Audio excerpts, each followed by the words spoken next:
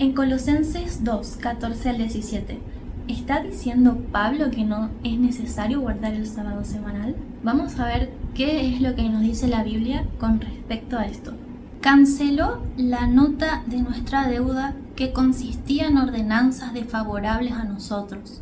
La quitó y la clavó en la cruz, y despojó a los principados y potestades. Los exhibió en público y triunfó sobre ellos en la cruz. Por tanto, nadie os juzgue en comida o bebida, o en días de fiesta, nuevas lunas o sábados. Todo esto era sombra de lo que iba a venir, pero la realidad es en Cristo. Yo estoy leyendo la Reina Valera 2000. Yo no puedo crear una doctrina con solo una cita bíblica. Es importante analizar el contexto en que está escrito. Si leemos los versículos 8, 18, 21 y 23, nos damos cuenta de que Pablo está haciendo un llamado de atención. Pablo escribe a la iglesia de Colosas para advertirles sobre las falsas enseñanzas y prácticas que estaban surgiendo en la comunidad. En el versículo 18, por ejemplo, Pablo advierte a ellos que no se dejen engañar por aquellos que promueven el culto a los ángeles. Y en los versículos 21 y 23 advierte sobre los que privaban al cuerpo de placeres y los trataban con ascetismo, porque creían que así obtenían desarrollo espiritual.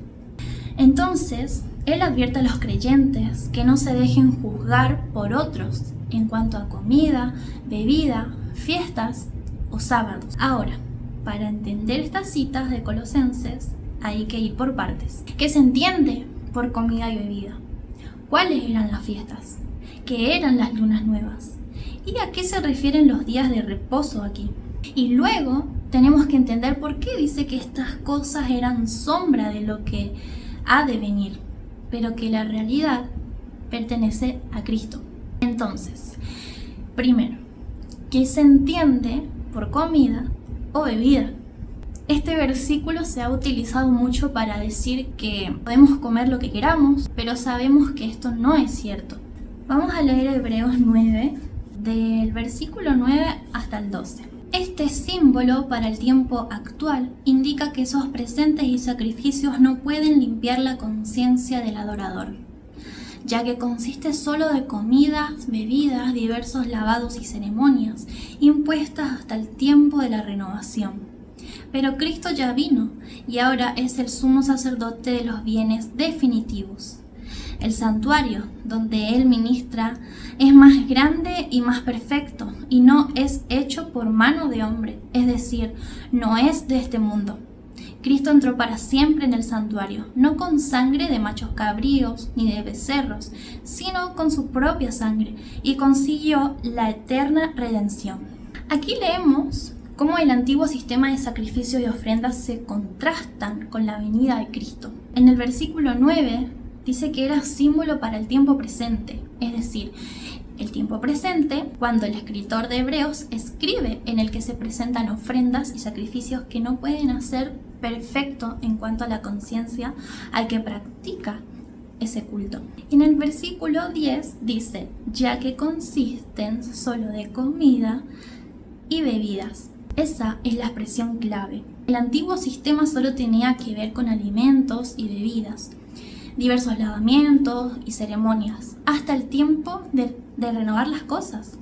En otras palabras, hasta que Cristo viniera. Y el versículo 11 dice, pero Cristo ya vino y ahora es el sumo sacerdote de los bienes venideros o definitivos. Eso es importante porque dice que había sombras de cosas por venir. Y esto nos dice cuáles eran las sombras de cosas por venir. Tiene que ver con la venida de Cristo. Ahora, en el Antiguo Testamento no solo sacrificaban animales, sino que también tenían alimentos. Tenías ofrendas de grano y tenías bebidas, que era la libación de jugo de uva que se vertía sobre los sacrificios. Y a eso es a lo que se refiere. No te está diciendo que puedes comer animales inmundos o cualquier otra cosa. Debemos entender el contexto.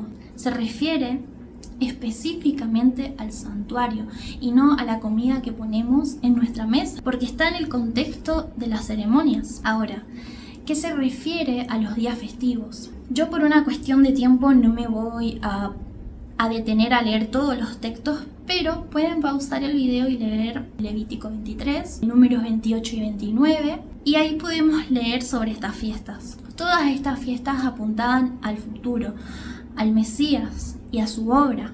Eran fiestas también para conmemorar lo que Dios había hecho por ellos en el pasado. Pero todo eso apuntaba a Cristo y a su sacrificio. La Pascua apuntaba a su muerte, los panes sin levadura a su sepultura, las primicias a su resurrección, el Pentecostés al comienzo de su ministerio celestial en el lugar santo. Así que esas fiestas ya no tienen que celebrarse porque se cumplieron en Cristo. Luego menciona lunas nuevas, así que ¿qué entendemos por lunas nuevas?